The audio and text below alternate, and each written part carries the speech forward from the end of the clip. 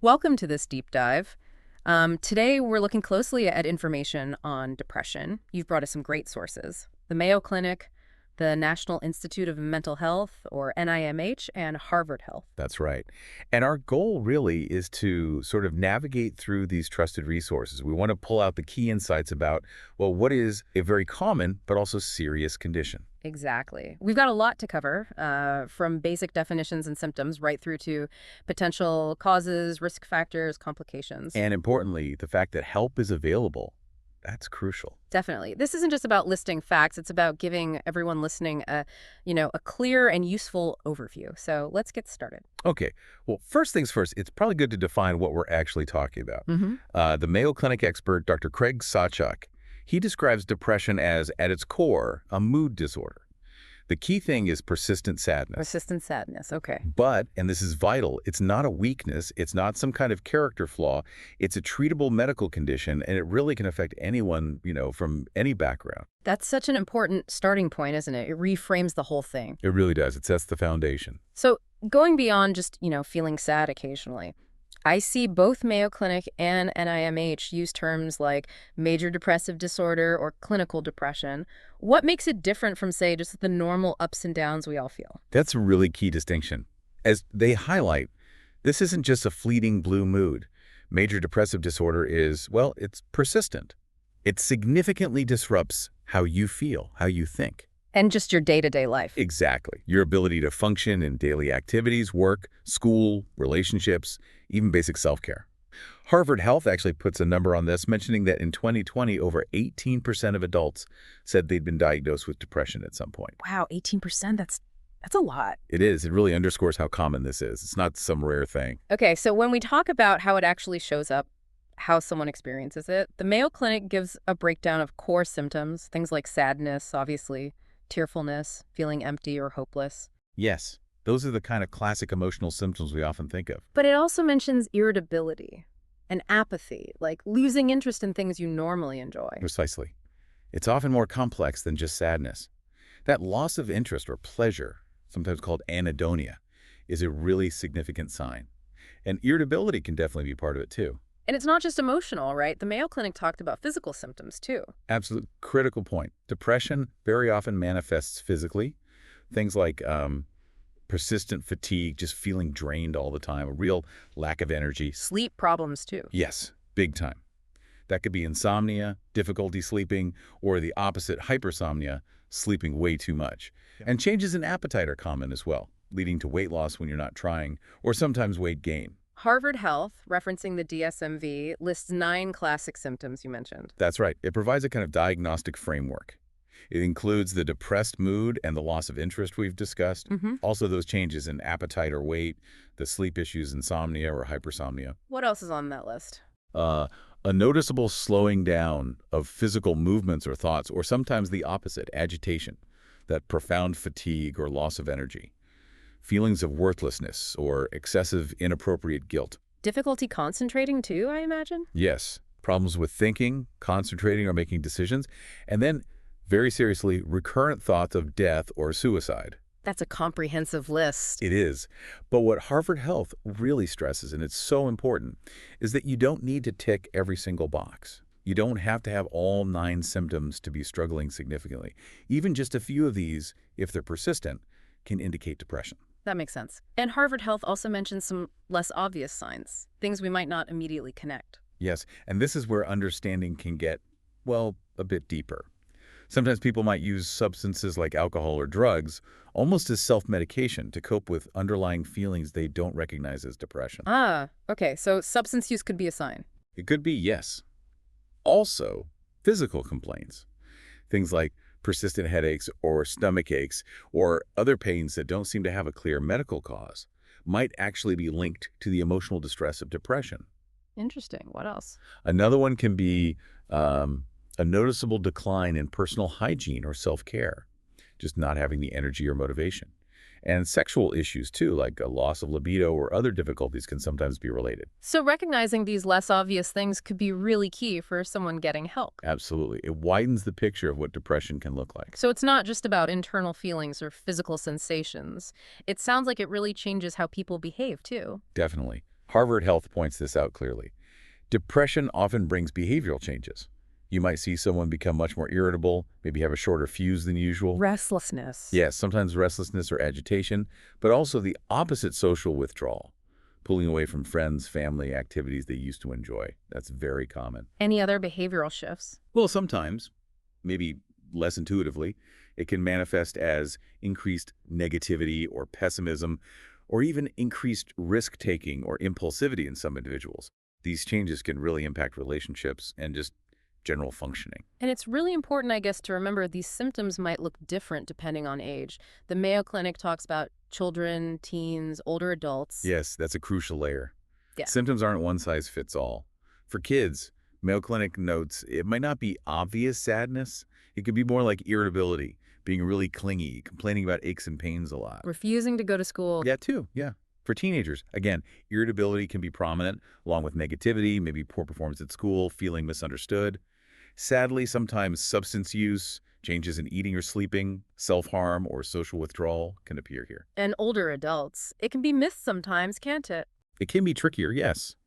Mayo Clinic points out things like memory difficulties or maybe personality changes, more physical aches, fatigue, loss of appetite, sleep problems, less interest in socializing, staying home more. And, worryingly, suicidal thoughts can be a particular concern in this group, sometimes less openly expressed. Wow. Recognizing those nuances across ages seems so vital for identifying it. Absolutely. It helps us see beyond the sort of standard picture sometimes. Okay, so we have a clear idea of what it looks like. The big question then is, why? What causes depression? It sounds like it's not just one thing. You're absolutely right. The Mayo Clinic is clear. There's no single cause. It's almost always understood as a complex interplay of different factors: biological, social, and psychological. Biological, like genetics, brain chemistry. Exactly. Genetics can play a role. Having a family history increases risk. Underlying health conditions can contribute. Hormonal changes too. And yes, brain chemistry imbalances in neurotransmitters that regulate mood are thought to be involved. And the social factors. Things like really stressful life events, loss, trauma, major changes, lack of resources, financial strain, lack of social support, these can all contribute. And psychological, like thought patterns. Yes. Things like persistent negative thinking patterns, low self-esteem, maybe unhealthy ways of coping with stress. NIMH essentially echoes this, talking about that mix of genetic, biological, environmental, and psychological influences. It's usually a combination. So it's this web of factors that can make someone more vulnerable, which leads to risk factors. Are there specific things that make someone more likely to experience depression? Yes, the Mayo Clinic lists several. Certain personality traits, like maybe being very self-critical, having low self-esteem, or generally being quite pessimistic, might increase risk. Traumatic events. Definitely. Experiencing trauma or ongoing high stress is a major one. A family history of depression or other mood disorders is another significant factor, pointing back to that genetic link. Being LGBTQ+ in an unsupportive environment is highlighted as increasing risk. Having other mental health disorders, like anxiety or PTSD, substance abuse is often linked. Chronic or serious physical illness too. And even certain medications can sometimes trigger depressive symptoms as a side effect. That's quite a list. It's important to remember, though, having these factors doesn't mean someone will get depressed, right? Absolutely. That's a crucial caveat. They increase susceptibility or vulnerability, but they don't guarantee depression. Many people with risk factors never develop it, and some people develop it with few obvious risk factors. Okay. Now, it's quite sobering, but we should probably touch on the complications. What happens if depression isn't treated? The Mayo Clinic mentions some serious outcomes. Yes, it's important to talk about because it highlights why seeking help is so critical. Untreated depression can, unfortunately, worsen and lead to a whole range of problems impacting pretty much every area of life. Such as? Things like significant weight gain or loss, chronic pain or physical illness getting worse, substance misuse can develop or intensify, co-occurring anxiety disorders are common. It can lead to serious problems in relationships, family conflicts, issues at work or school. Social isolation is a big one. And the most serious risks. Tragically, yes, suicidal thoughts, suicide attempts, and self-harm are major concerns. And untreated depression can even contribute to premature death from other medical conditions, likely due to its impact on overall health and self-care. It really does underscore the seriousness of the condition. Okay, let's pause there for a moment. If you're finding this deep dive valuable and you want to explore more topics like this with us, please do subscribe to our channel, Prime Talkroom. Now, after discussing the difficulties, let's turn to something more positive. All our sources emphasize that depression is treatable, there are effective options. That's really hopeful news. Absolutely. It's perhaps the most important message. Dr. Sawchuk at Mayo Clinic stresses this effective treatments exist. It often starts with lifestyle adjustments, things like improving sleep hygiene, getting regular physical exercise. These can make a real difference. And beyond lifestyle. Medications, specifically antidepressants, can be very helpful for many people by helping to rebalance brain chemistry. And therapy, psychotherapy, is a cornerstone of treatment. Any specific type of therapy? Cognitive behavioral therapy, or CBT, is often mentioned as particularly effective. It helps people identify and change negative thought patterns and behaviors. But other therapies work well too, and NIMH is actively researching to improve treatments, make them more effective, and tailor them better to individuals. Can depression be prevented? Well, the Mayo Clinic says there's no surefire way to prevent it entirely given the complex causes. However, certain strategies can definitely help reduce the risk or manage early symptoms. Things like learning effective stress management techniques, building resilience. Reaching out for support. Definitely. Maintaining strong social connections. And, crucially, seeking treatment at the earliest sign of a problem rather than waiting for it to get worse. Early intervention can make a huge difference. Okay, so the final, really critical question.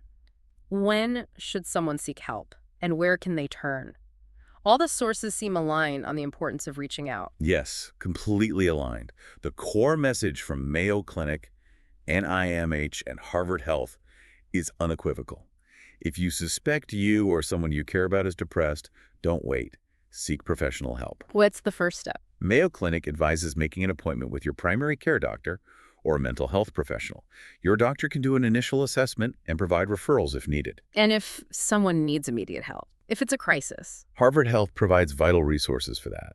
They mention the National Suicide and Crisis Lifeline. You can call or text 988 in the U.S. to get immediate support.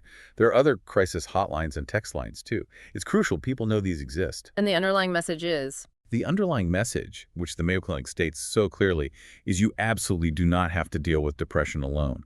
Reaching out isn't weakness. It's a sign of strength. Help is available, and it works.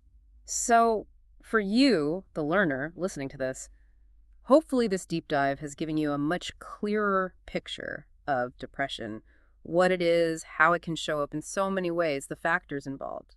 And crucially, that help is not only out there, but it's effective. Remember, it's a common medical condition. It's not a personal failing. Getting support can fundamentally change your quality of life for the better. We've really tried to unpack the key points from the Mayo Clinic, NIMH, and Harvard Health, showing just how multifaceted this is. And highlighting why recognizing it in all its forms and seeking support is just so important. Remember those less obvious symptoms and behavioral changes too? They can be really telling signs. Yeah, and here's where it gets really interesting, I think. The constant refrain in all this information is, you are not alone. Taking that first step, making that call, talking to someone, that is a powerful act. Absolutely. And maybe a final thought to leave you with. Consider how interconnected everything is. The biological, the psychological, the social aspects of your life, how they all influence your mental well-being. What small, positive change in just one of those areas might create a helpful ripple effect in the others. Something to think about. It really is. This conversation is just a starting point, perhaps for a deeper exploration for yourself, or maybe with a healthcare professional. Definitely. Don't forget to subscribe to Prime Talkroom for more in-depth explorations like this one. Thank you for listening to the Prime Talkroom podcast.